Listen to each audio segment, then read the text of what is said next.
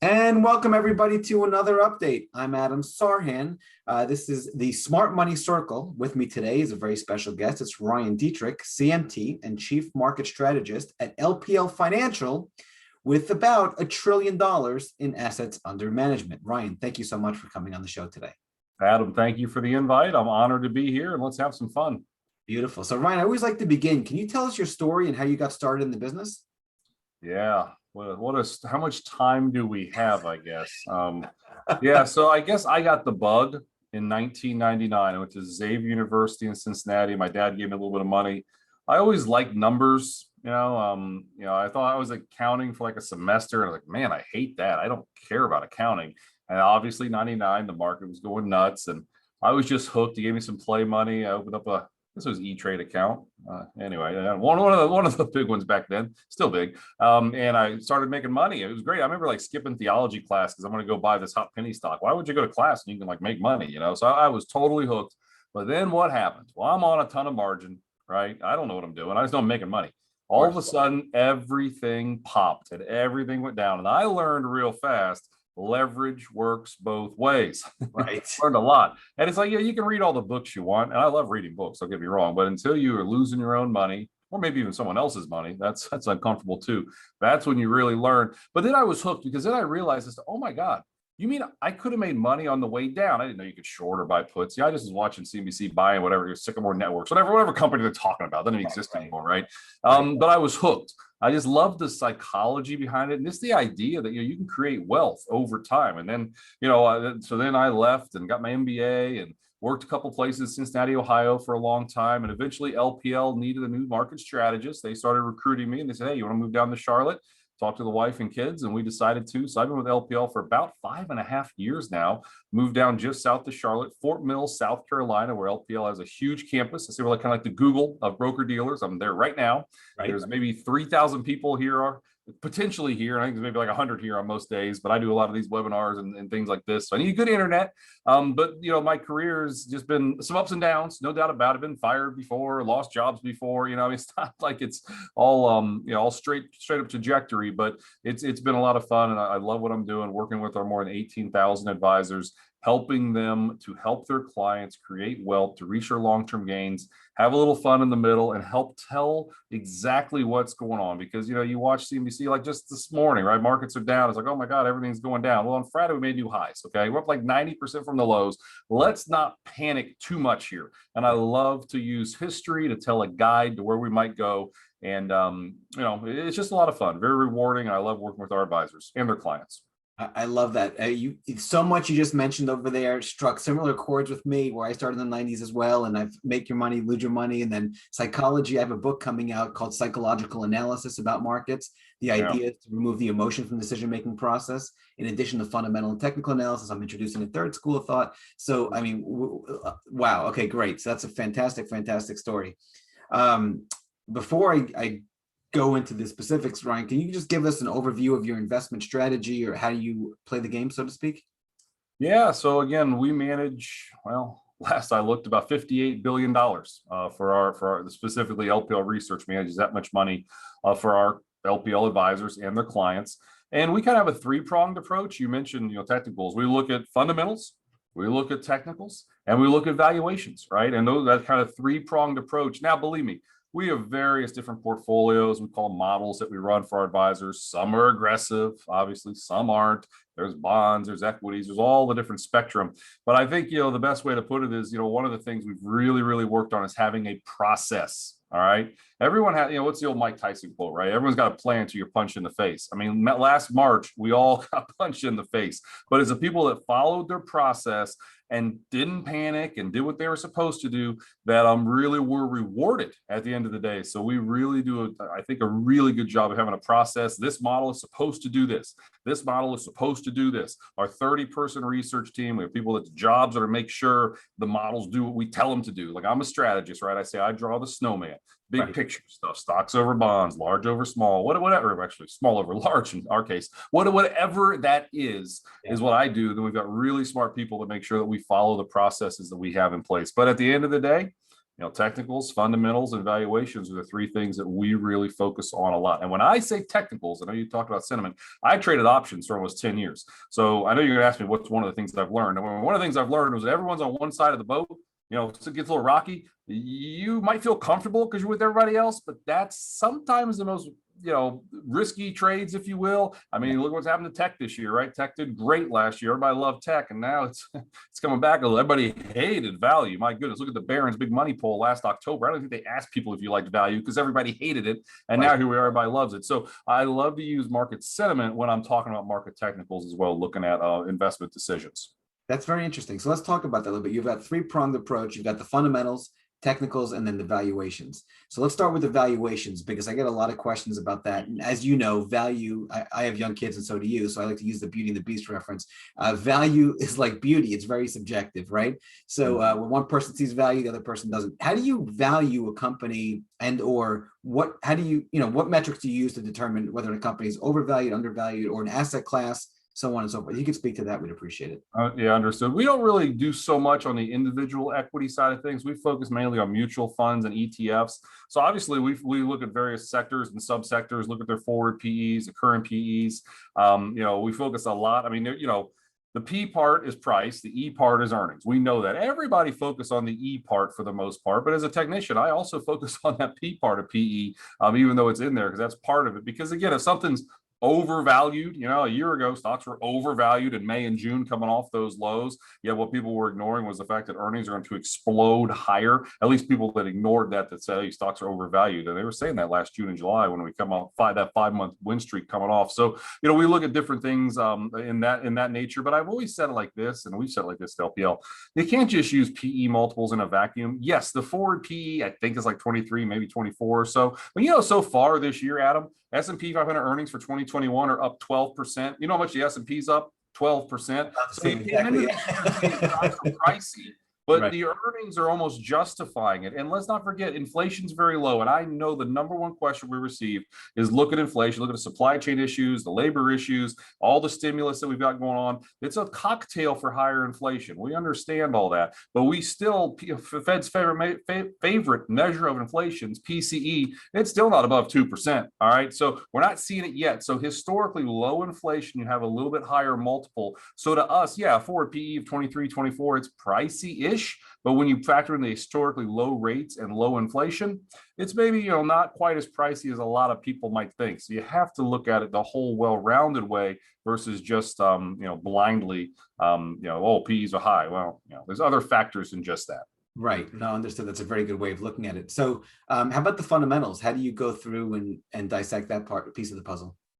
Yeah, well, kind of like I talked about, I mean, earnings are one of the biggest drivers that we look at. Earnings revisions are another really important thing. We started seeing positive earnings revisions from a lot of energy companies earlier this year. And then you look at who's one of the top performing groups, it is energy, right? I mean, so you kind of look at things like that. I mean, those fundamentals of the earnings, like I said, we focus on inflation, which again, to us, our take on inflation is this, right? The Amazon effect, productivity, new labor, machine labor, globalization, all these things are in place that kept inflation low for over a decade. Yes, we're going to have higher inflation this summer. Maybe it's 3.5% CPI, maybe, but we just don't see major inflation down the road. So we kind of factor all that in there. We take a global look at the world, right? We're not just investing blindly in the United States. I mean, we look at emerging markets, all different parts there. We like Asian emerging markets, looking at Europe. We've been underweight Europe for 5 years, the 5 years I've been here. And that's really helped our models. We get, graded on how we're due versus our peers and competitors. And they've been overweight developed international Europe for a long time. We haven't been. And that reason is those fundamentals we were looking at, the earnings revisions, some of the inflation numbers, the demographics, those just didn't add up to, being overweight developed international, at least relative to EM. And we're kind of in that camp. Now, maybe we're thinking about maybe evening up our developed versus EM exposure here as we move forward in 2021. But again, just focus on the fundamentals. It's kept us out of developed international for 5 years. That's been a good place to be. I love that. So do you look at earnings growth as well? I love the earnings revisions, but do you look at okay. Yeah, we absolutely do. And that's the catch, right? How much of it's priced in? I mean, everybody knew this earnings season that we're about to wrap up was going to be good.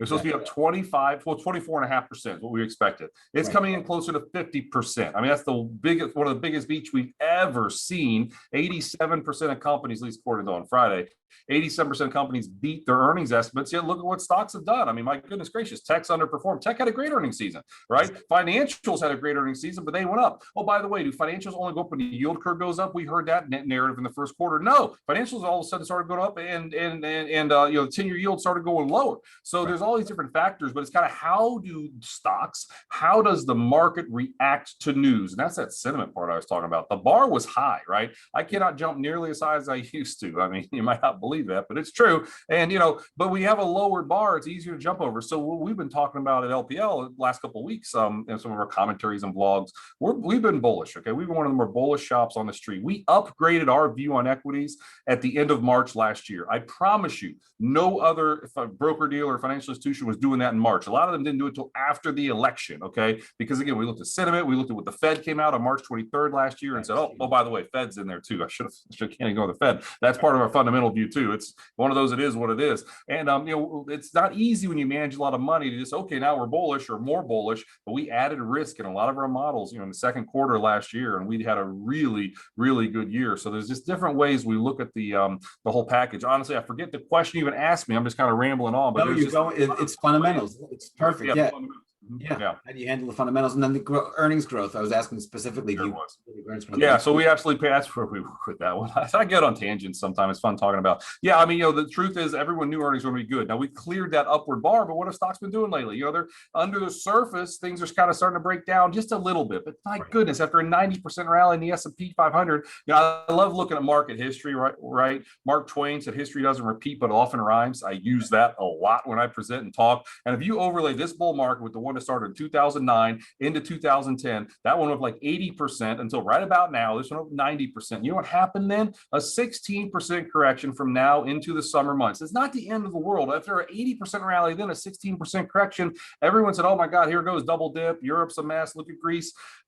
Then we know what happened. It went up for another 10 years, but it wasn't just straight up, let's be clear. But still, now we think, listen, a 10% correction after a 90% rally, if you're bullish, it's going to feel uncomfortable, yes, but it could be one of the best things for stocks just to simply catch their breath. And those fundamentals, the economy is what it is. It's really opened up a lot faster than just about anybody, even the most bullish person expected. And that's a driver that should continue long-term gains. But listen, sometimes the stock market and the economy don't jive. I'm looking at you last April, May, June, July, August, when the S&P went up 5 months in a row and the economy wasn't that great. Now the economy is great. So would it be something if last year bad economy, good stock market, now we have a great economy, maybe an okay stock market? That wouldn't be the end of the world, and it wouldn't surprise us, to be honest.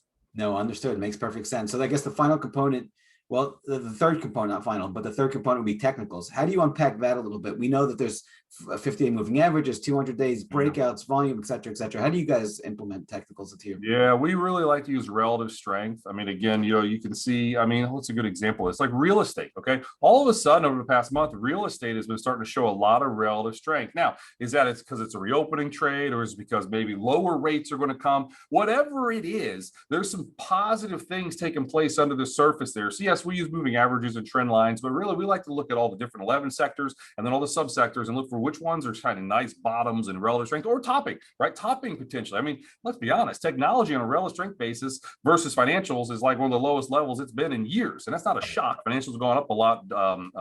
Technology's gone down, but still there's those clues that you can see on a relative basis versus absolute basis that maybe something's going under the surface not right. I mean, everything was making new highs a couple weeks ago, not the NASDAQ, right? Not technology, not semiconductors, not biotech. Those groups did not make new highs. So that was kind of if we have a sell-off, those are the ones that are not making new highs. So they could be the ones that could be in a little bit of trouble. And I know, that's exactly kind of what we've seen as technology's really taken it on the chin. But again, hey, technology had a great run for 10 years, and maybe it's just kind of time for a little bit of a pause. Yeah, for sure.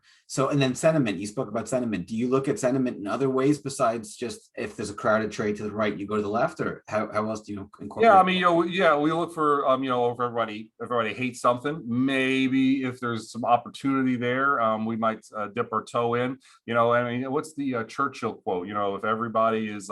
If everyone's thinking alike, oh, it's Patton, sorry. If everybody's thinking alike, then somebody isn't thinking. I think that's a great quote and a good way to look at it. And we use put to call ratios, right? We use flow data, the Barron's big money polls, all the different sentiment polls that are out there. Just try to, it's not like we have one favorite one to make our overall decision, but again, it's just a part of the package, I guess you could say, when you're looking at something like financials, right? At the start of this year, financials started to show relative strength. They started to do good. Then you look at the analyst buy, sell, hold ratings. Okay, analysts hated financials, right? They were one of the worst buy, sell, hold ratings. A lot of holds, some sells, not that many buys. That's just that contrarian point of view that, wow, if you think about let's invest in something that's not crowded, and that could be the real winner of this year to make your year. It was kind of financials. And what are financials a big part of? Value, right? I mean, I know a lot of people are bullish value now. I get it, but we started turning more optimistic on value earlier this year, and that's a trend we think still has time. I mean, the growth value trade, obviously growth did great last year. We were overweight growth last year. We said because of this. All right. When you have low growth, investors reach for growth. You should invest in growth stocks. And that was what happened last year, large cap and all those things. Now, as the reopening is taking place, clearly we're seeing a shift there. We're not just totally abandoning growth here. In our models and the way we look at the world, we're like 53% to 47% value versus growth. And maybe it might go a little bit more as the year goes on, but we're not totally abandoning growth here. But it makes sense to us that you want to be siding a little bit with value as the reopening is taking place. Those positive fundamentals and positive technicals are all kind of part of the pie there. Yeah, perfect. Makes perfect sense. So let's talk about risk, Ryan. How do you handle risk, and what mistakes do you see people make with respect to risk management? Yeah, well, I mean, I kind of hinted at this earlier. The mistakes are you don't follow what you said you're going to do. I mean, I can tell you, we've seen that. And I mean, we're not fallible here at LPL Research or anybody. I mean, we all make mistakes. And again, when you have a situation like last March or something, it's very easy to have your brain kind of short circuit, right? I mean, you make the worst investment decisions when you're in high stress. That's just how it works. That's why having a plan in place ahead of time, using stop losses, for instance. I mean, sometimes you hit a stop loss, maybe I'll give it another day or two, or maybe a relative strength trend line you're looking at, relative strength versus the S&P breaks down. Let's give it a little more time. And then, of course, we all know what happens. It continues to underperform. Or the other side of things that I see time and time again, talking to our advisors, talking to their clients. I mean, I have presentations all the time. I say, listen, we're probably going to have a 10% correction sometime in the second half of this year. The second year of a bull market, which is what we just are in and started, the second year bull market's never been lower. That's the good news. Okay, that's the good news because you're still early in the bull market. Some of them aren't up by a ton, but you don't usually have volatility in the second year. You don't usually have a 10% correction in the second year. After a largest 90% rally we've ever seen in like 13, 14 months, a pullback's going to happen. I can't guarantee. I live in a world of compliance, but it's probably going to happen. And what's going to happen when it does? I'm telling people, get your buy list ready, right? I mean, things are going to get cheaper. What's the old saying? When things go on sale, the stock market's the only place where things go on sale, but everybody runs out of the store screaming. And that's the truth. So get your buy list in place because it's going to feel terrible. CNBC is going to have a markets in turmoil. You're going to see all the typical bears that they trot out on CNBC and Fox or wherever you watch. Get your news just because that's what's going on. That gets the clicks.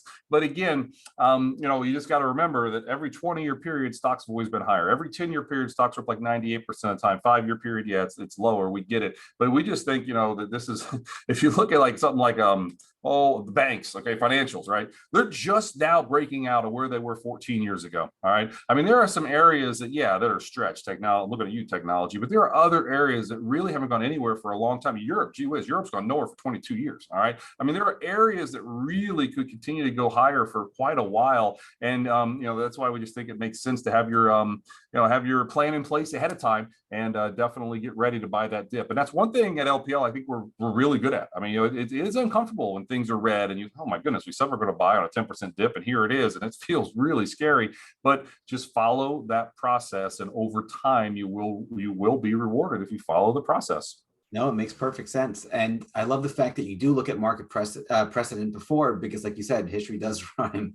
And Dalio talks about it too, and so on, so another one of these and yada, yada, yada. So that's awesome. Okay.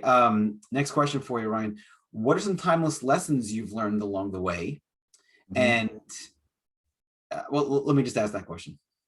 Yeah, I mean, I've kind of hinted at some of these, I guess, as we're going. I mean, again, for me, it's the sentiment, right? The best investments you're going to make are the ones that when you mention it, someone looks at you like you're kind of crazy.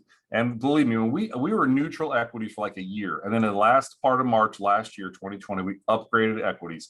Believe me, it was uncomfortable to do, but we got some really funny looks. And you know that if you're kind of lonely in a trade, but it follows our process, which is valuations, fundamentals, technicals. It matches all those. You get that funny look. That might be an opportunity for some significant gains. So that's definitely one. Like I mentioned, following the process is another. And then, I mean, kind of get a little Warren Buffety on you here, but just the belief in America. I mean, we're going to have recessions. We're going to have bear markets. It's going to happen. But if you have a long-term investment horizon, now by long-term, I'm just saying you maybe a couple decades or so, the best thing that can happen for somebody, and I don't want this to happen, I'm not calling it, but is another bear market, right? I mean, another bear market, if you're, your 401k, your IRAs, whatever it is, your money you don't need, or investment for school, whatever it is, to use those buying opportunities and not to be scared and not to go to cash or bonds after a big market sell-off. And that's the other side of things. I mean, bonds just had their worst first quarter like ever, right? Treasuries just had their worst quarter ever.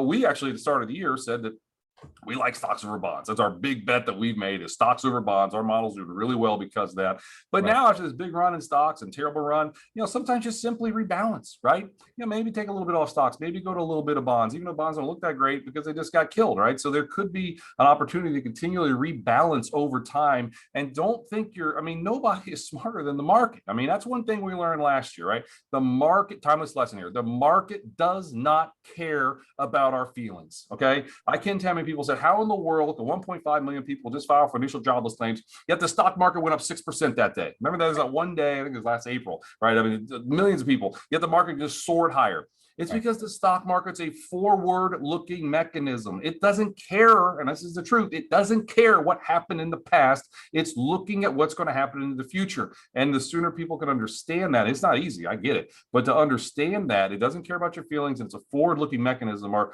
two things that are really important for investors to remember. Yeah, I use the analogy of, imagine you're pulling out of your car from your driveway and you're looking backwards. That's fine. But then you keep looking backwards as you're driving, you're going to crash. You can't do that. So all the economic data points or the earnings reports, by definition, are looking backwards and telling us what already happened. But meanwhile, the market is looking forward. And that discrepancy, most investors and most people just don't understand that dynamic. So that's a really and that's where the technicals do come in. So I'm not a CFA, I'm a CMT. I grew up trading options. Okay, I'm not your standard market strategist you see on TV that says, well, valuations are good and earnings are good. I play that game too, but I'm looking for relative strength. I'm looking for something under the surface on the technical front side or the sentiment side of things that I can overlay with those fundamentals and valuations. I think that is something that's really important. I guess another timeless tale or timeless piece, you could say, is technicals are not voodoo. Okay, a lot of people think that they're voodoo. All right, I mean, I would say no. Why in the world do we use forward PE multiples? Who in the world knows what truly is going to be the earnings in 12 months? Nobody does. Okay, but I do know that the chart or the past price action is there, and it's something to pay attention to. So I think that's another thing that you look at a lot of the Soros and a lot of the smartest investors of all time.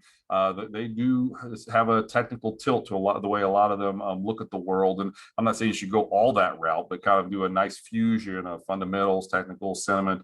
That I think is a nice way to look at the world.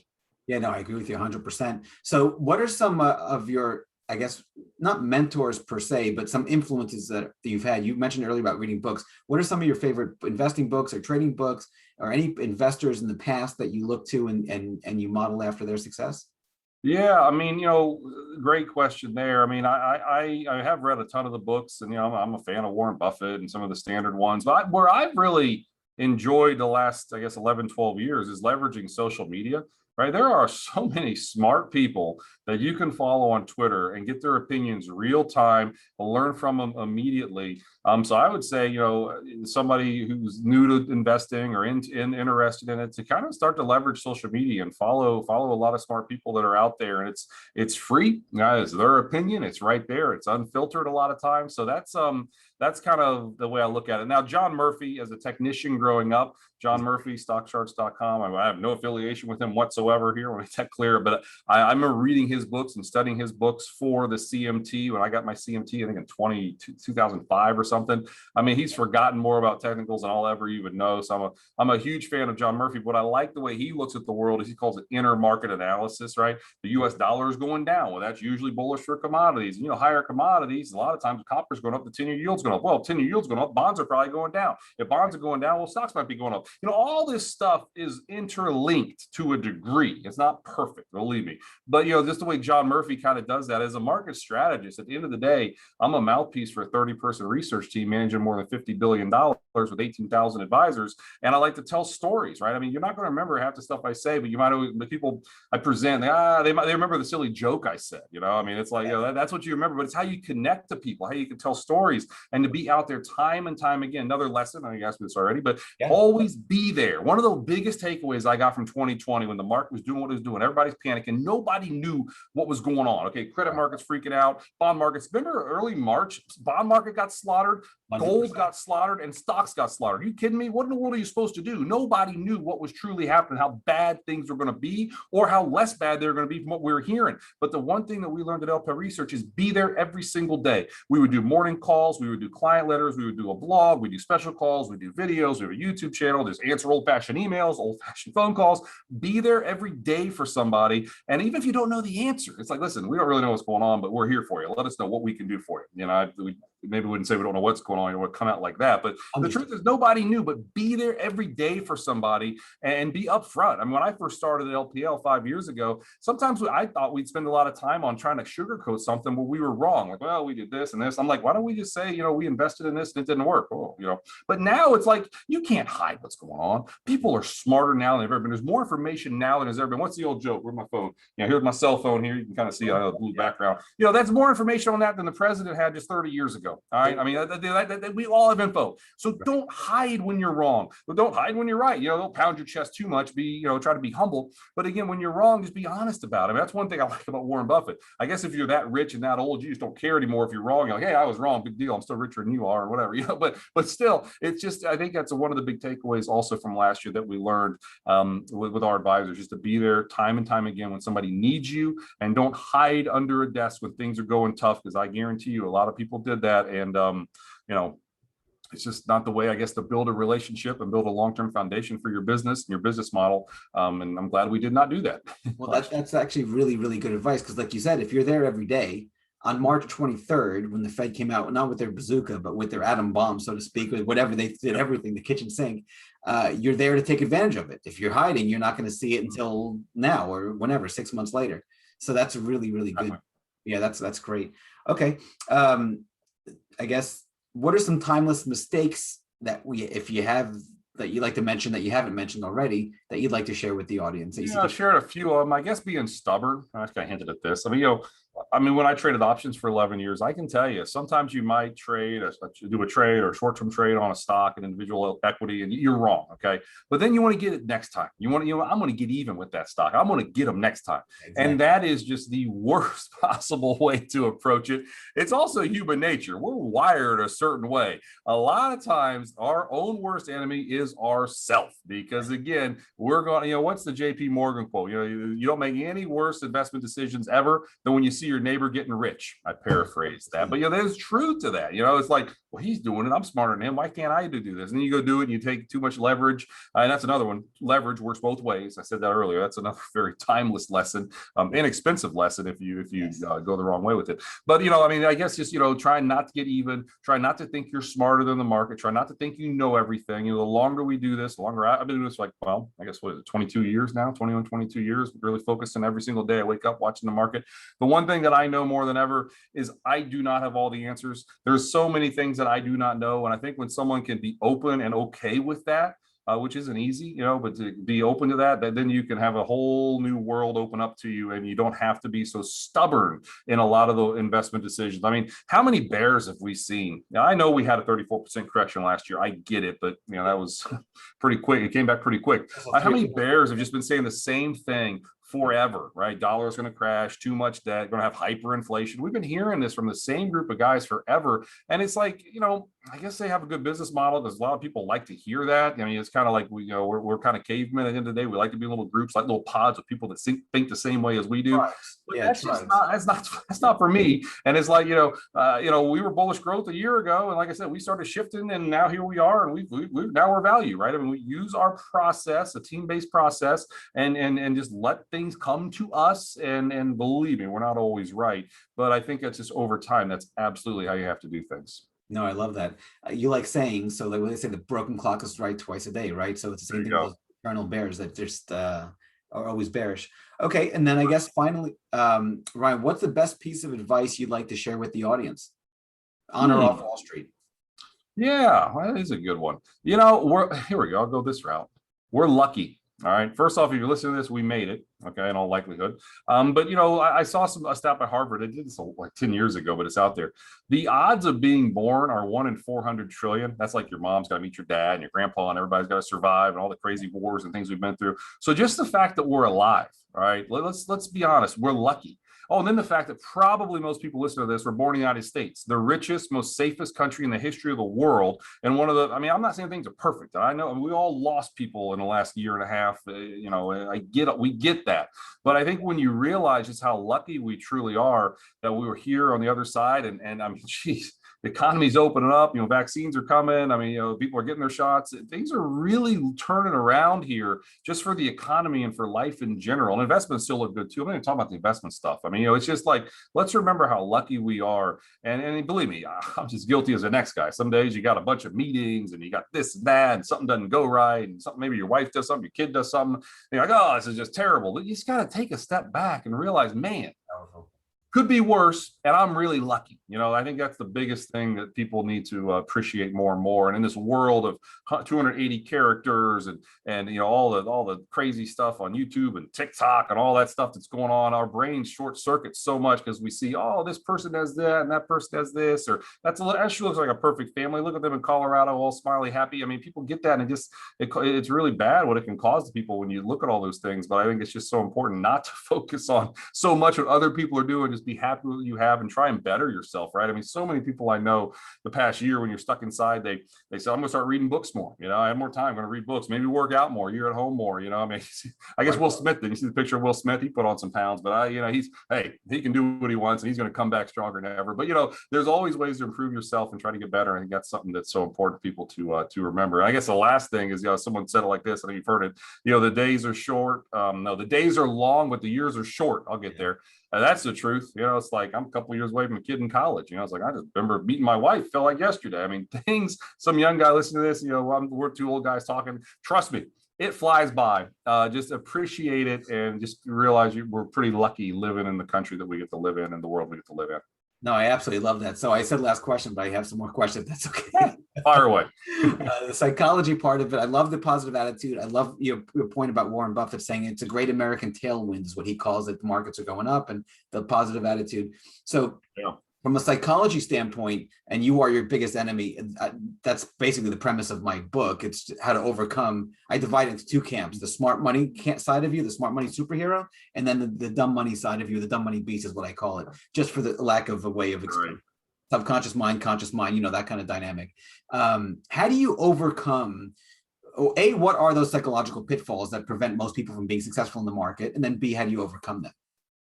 I guess experience. I mean, we can't in the beginning. We all have to lose some money in the beginning. Those experiences are, like I said, I think I started with like $5,000. All right. I was up to like 16 real fast. Okay. In my play money account that my dad gave me some money back in college, and then lost it all because I was on margin. I mean, that's necessary. I mean, so many people are like, look at all these new traders, look at all these new people that came to investing. Oh, they're just going to go in all these, stocks are up a bunch and they're going to lose. And they very well might. All right. I don't think it's bad. I think it's great that so many people are getting interested in investing because, again, for long-term goals, it's where you need to go. Now, are they going to pay the piper and you're going to have some tough losses? Yes. All right. We all have to pay that price to learn. But then again, hopefully they're hooked and they can use long-term investments to reach their long-term goals and make a lot of money along the way and be happy along the way as well. Is so very important in my opinion. No, I love that. And then since you have 18,000 advisors firm-wide, about $1 trillion, you guys directly have models. What are some differences, I guess, Ryan, I'd like to ask, between the financial advisors and the individuals that you just mentioned that are coming into to trade? And if you could speak to that a little bit, we'd appreciate it. Well, I think a lot of new people, you probably should consider getting a financial advisor Yeah. because they do wonderful things. I mean, I'm friends with a lot of financial advisors. We got a few of them. They're almost psychologists at the end of the day too. I mean, when things are going crazy, you're going to reach out to your financial advisor a lot of time. But they sometimes, I say it like this, they protect you from you, kind of like what your book is talking about. I mean, we make our worst decisions a lot of times when we're extremely emotional. What's the story? Remember Pavlov and Pavlov's Yeah, of dogs, course. right? I mean, Of you course. ring the bell, the dog starts to slaughter. Right? Yeah. Well, there was a terrible flood in Leningrad, and a lot of the dogs died tragically. Okay, now some of them actually lived, and after the flood was over and everything, Pavlov rang his bell again. You know what the couple dogs that lived did when he rang the bell? Nothing. They didn't slobber anymore. They forgot to slobber because in times of extreme stress and extreme just terror, our brain shuts down. And Pavlov's dog showed it 100 years ago, and we do the exact same thing. And that's why having that process in place, or letting somebody else kind of take care of it for you, like a financial advisor who works at a sound place and has a sounding board and sound process in place. They can help you from yourself a lot of times as well. So, a lot of people want to do it themselves. And hey, I was that way when I was young. I'll do it myself. I'll watch CNBC and I'll figure this out. And that didn't work. But again, I was hooked, and I realized, it's a community, kind of that social media thing I talked about. It's a community, right? I mean, a lot of people watch your show and read your book. I mean, it's a community where that's so cool because, they're like a report. I'm just picking out random here. Believe me, this is like random. Like say a top report from Goldman Sachs. Maybe no one had access to it. Now in this day and age, there are no walls anymore. Everything's broken down. I mentioned before, everyone's got more information than ever. Any Joe Blow on the street can get that report from Goldman Sachs 30 years ago. He never could get his hands on because somebody throws it on Twitter, right? I mean, now believe me, one of the negatives and one of the other lessons, information overload. There's too much stuff going on, and I love to read. I love to consume, but I'm just as guilty as the next guy. Sometimes I'm reading and consuming too much because this is this and this is this. My head starts short fusing a little bit. So we have to do a very best job to try to find what really matters and what's impactful and really, really important for us. Sometimes it's fun to read something goofy or watch some stupid YouTube video for a half hour, whatever. That's life. But to really focus on what really matters and not have information overload is another real important concept I think people need to work on, including myself. But it's important to get there. Yeah, no, Buffett talks about it where he talks about his circle of competence, right? And then he says inside the circle of competence, you want to be able to know what is actually important and filter out all the other stuff that just doesn't matter. It's not right. important. Good point. Well, Ryan, this has been absolutely fantastic. Thank you so much for coming on the show and taking the time to talk today. And hopefully we'll have you on again soon. Really, Adam, it was my pleasure. Thank you. And I look forward. You just let me know and I'll come back. This is in the world of Zoom and computers. It's easy enough to do this anytime, whenever we want. So that's one positive over the past year. Not a lot of positives, but the way we can do things like this is a positive. So thank you for having me. That is true. Absolutely my pleasure. Thanks, Ryan. I appreciate it.